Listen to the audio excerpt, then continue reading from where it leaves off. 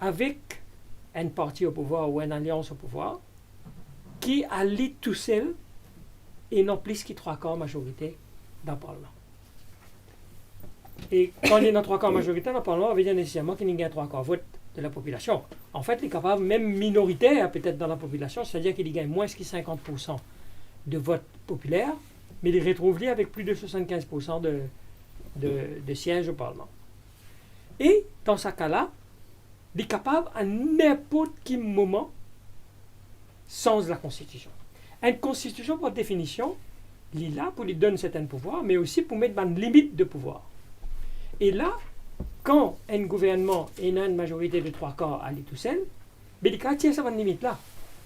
Nous gagnons un exemple très concret en 2015, quand le gouvernement demande la Constitution en ce qui concerne le droit à la propriété, et c'est un amendement, c'est une nouvelle loi que le gouvernement peut proposer la propriété, les types clairement contraire à la Constitution.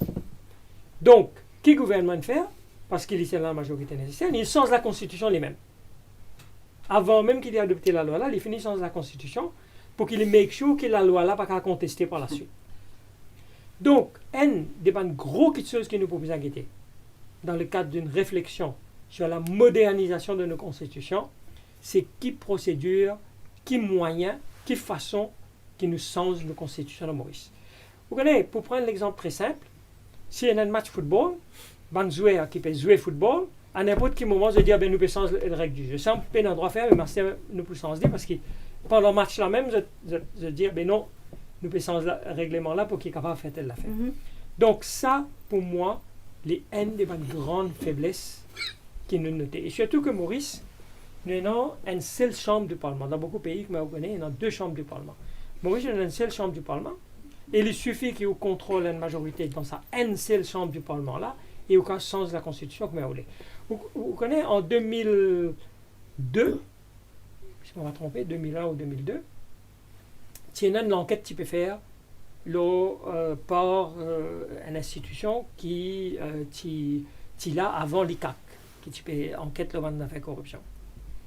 Et le gouvernement a décidé que les palais à l'enquête là continue. Qu'il les fait avec un préavis de 24 heures ou peut-être au maximum 48 heures.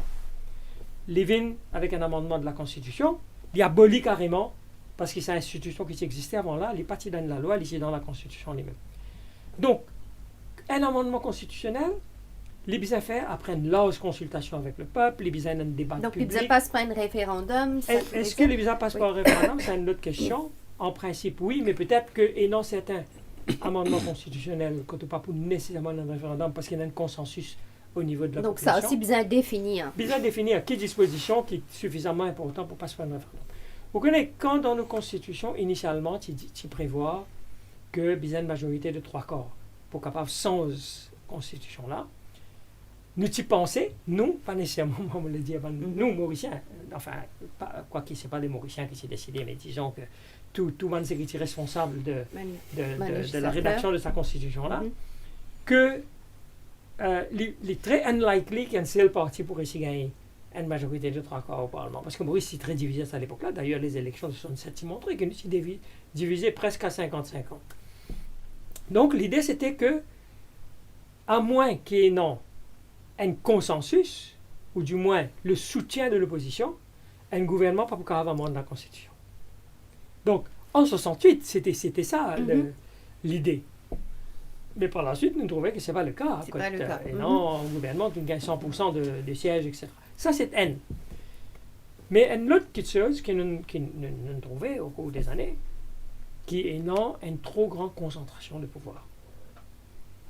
Et comment est-ce qu'on évite une concentration de pouvoir? C'est par un partage de pouvoir.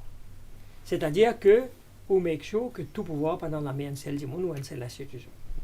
Et un des moyens pour nous renforcer le partage de pouvoir et donc évite la concentration de pouvoir en Maurice, c'est qu'il y a certains pouvoirs qui sont dans la main du président et puis il y a certains pouvoirs qui sont dans la main du premier ministre. Comme en France, par exemple, et dans ce qu'on appelle un régime semi-présidentiel ou semi-parlementaire.